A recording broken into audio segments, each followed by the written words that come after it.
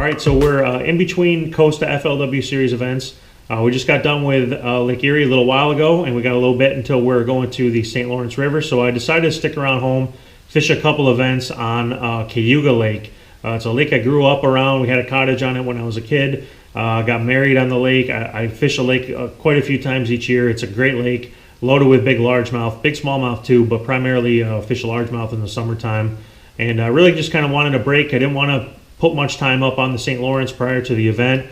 So I decided to stick around home, keep myself fresh, fish a few tournaments, and have a little bit of fun in the process. First one I fished was the Cash and Rods Bracket Tournament. Fished that with Big Mike from Kitech, president of Kitech. We fished it last year. We did pretty well. Finished third, which we were a little disappointed with because we were on some good fish. So Mike wanted another shot at it, so he asked me to fish it again this year. He came up, and we had a lot of fun.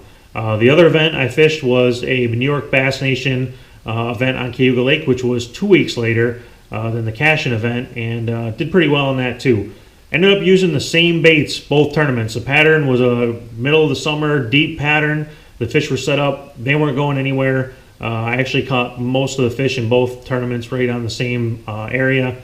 I had to change a little bit during the Bass Nation event. I think a few other guys had beat on them a little bit in practice and found them, but for the most part, it was nice. I didn't have to locate any new fish, and I didn't really spend much time trying to locate new fish. I did find a few, but pretty much kept the same stuff tied on for 3 weeks and had fun catching some big largemouth. The Cashin tournament was a bracket tournament, so you go out in the morning, compete against. I think there was 40 teams total. You compete against 4 teams in a bracket. So there's 10 brackets of 4 teams.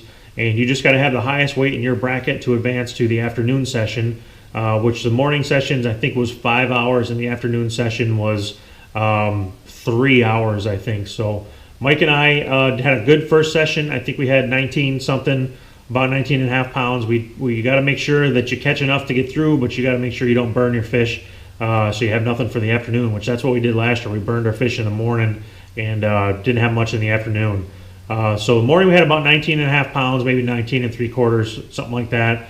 And then in the afternoon we had a lot of fun. We caught a ton of fish in 3 hours, had about 21 and a half pounds, and won the tournament, which was a nice little payday. Had a ton of fun with Big Mike. We have a lot of fun fishing that event.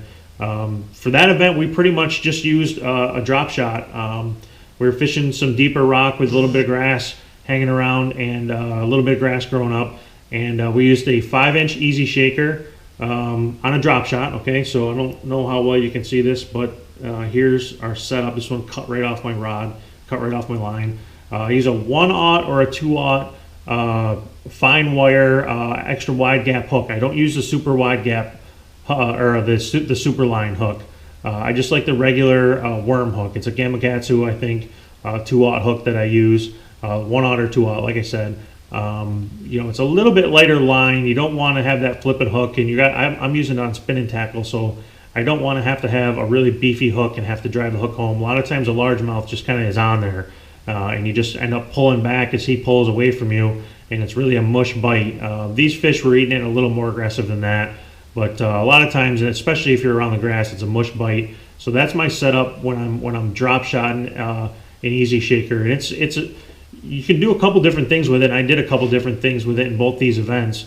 In the Cashin tournament, I really casted it out to some specific areas of rock within the grass and fished it almost like you'd fish a jig, and hopped it back to the boat. But in the other event, I pitched it a little more to clumps of grass, and I do that a lot with it. You pitch it almost like you're pitching a jig or pitching a Texas rig craw to specific clumps of grass, specific areas of grass, and let it sit there a little bit more, and that's where it kind of get a little more of that mush bite.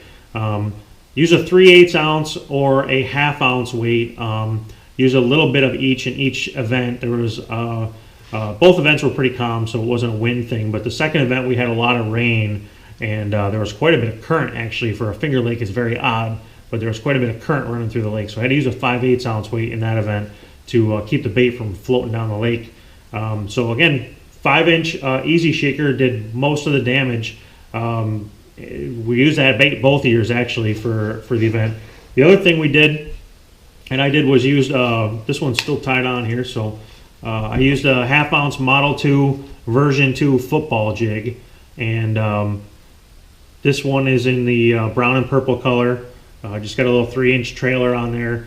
The difference between this bait and the Model 1 is a couple things. Number one, the hook is a little bit stouter.